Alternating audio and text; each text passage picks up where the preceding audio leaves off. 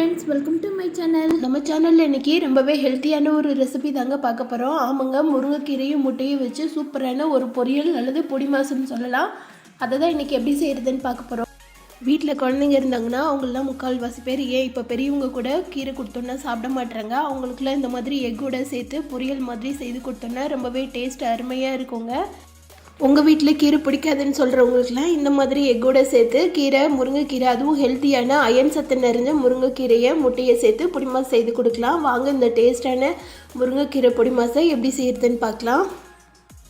இன்றைக்கி நான் ஒரு கட்டு கீரை எடுத்திருக்கேன். இது 3 கைப்பிடி அளவு வந்தது. கீரையை காம்பெல்லாம் கிள்ளிட்டு இந்த மாதிரி உதிரியாக கீரையை பிரித்து வச்சுக்கலாம். இப்போ கடாய் நல்லா சூடாக இருக்குது. இதில் 2 ஸ்பூன் அளவு எண்ணெய் சேர்த்துக்கலாம்.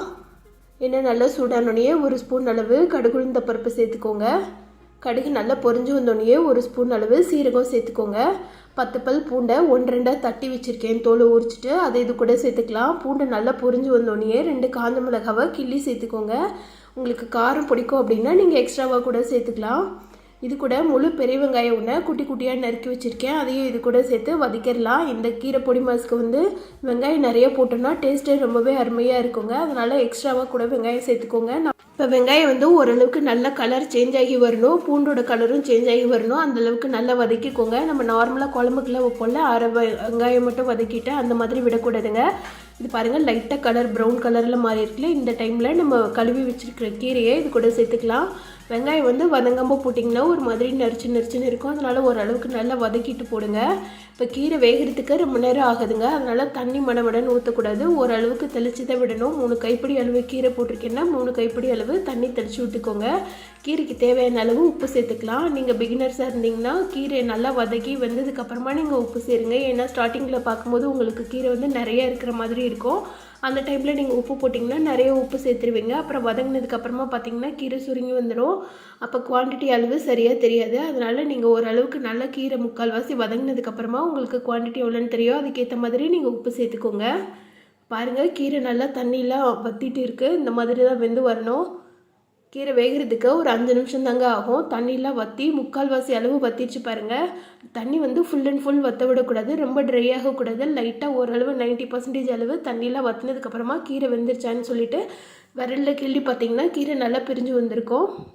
இந்த டைமில் 3 முட்டை நான் எடுத்து வச்சுருக்கேன், அதை இது கூட சேர்த்துக்கலாம். தண்ணி ஃபுல்லாக வற்றினதுக்கப்புறமா நீங்கள் முட்டை சேர்த்திங்கன்னா கீரை மாய்ஸ்சராக இருக்காதுங்க, ஒரு மாதிரி ரொம்ப ட்ரையாக இருக்கும்.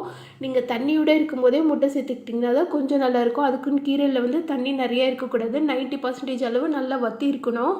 இப்போ இது கூட முட்டை சேர்த்து எல்லாத்தையும் நல்லா கிளறிடலாம்.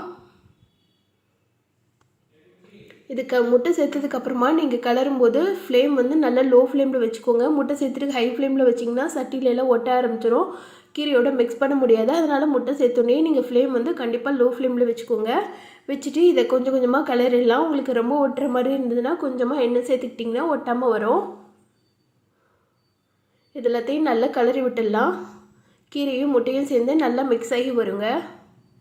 பசங்களுக்கெல்லாம் நார்மலாக கீரையாக கொடுத்தோன்னா சாப்பிட மாட்டாங்க. அவங்களுக்குலாம் இந்த மாதிரி எக்கோடு சேர்த்து இந்த மாதிரி பொரியல் பண்ணி கொடுத்தீங்கன்னா ரொம்பவே விரும்பி சாப்பிடுவாங்க. அது மட்டும் இல்லாமல் இது நார்மலாக சீரைக்கீரை மாதிரி தாங்க இருக்கும். எக்ஸ்ட்ராவாக நம்ம முட்டை மட்டும் சேர்க்குறோம், அதனால் டேஸ்ட்டுமே ரொம்பவே நல்லா இருக்குங்க. கீரை ஃபுல்லாக வெந்ததுக்கப்புறமா நீங்கள் தண்ணி எல்லாமே வற்றினதுக்கப்புறமா நீங்கள் முட்டை சேர்த்திங்கன்னா முட்டை இந்த மாதிரி ஒரே ஈவனாக மிக்ஸ் ஆகி வராது. முட்டை தனியாக கீரை தனியாக உதிரியே நிற்கும். இந்த மாதிரி நீங்கள் 90% அளவு தண்ணி இருக்கும்போது முட்டை சேர்த்தா தான் கீரை முட்டையோடு சேர்ந்து நல்லா மிக்ஸ் ஆகி வரும். அதுக்காக தான் நான் அதை திரும்ப சொல்கிறேன். பாருங்கள், சூப்பரான முருங்கைக்கீரை முட்டை பொடி மாஸ் ஈஸியாக ரெடி பண்ணிட்டோம். இந்த டேஸ்டான ஹெல்த்தியான முருங்கைக்கீரை முட்டை பொடி மாஸை நீங்களும் உங்கள் வீட்டில் செய்து பாருங்கள். செய்து பார்த்துட்டு எப்படி இருந்துச்சுன்னு சொல்லிவிட்டு எனக்கு கமெண்ட் பண்ணுங்கள்.